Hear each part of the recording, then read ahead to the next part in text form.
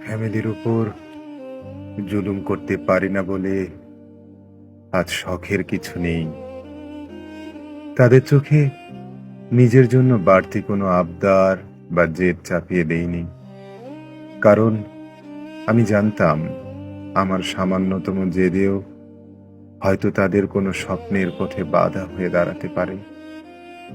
কিন্তু এই জুলুম না করার অভ্যাসটি আমাকে ধীরে ধীরে নিজের অজান্তেই নিঃস্ব করে দিয়েছে।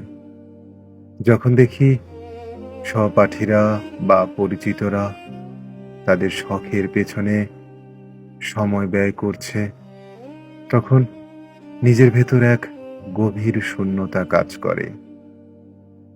মাঝে মাঝে মনে হয়, আমি কি তবে শুধুই একটা দায়িত্বের যন্ত্র?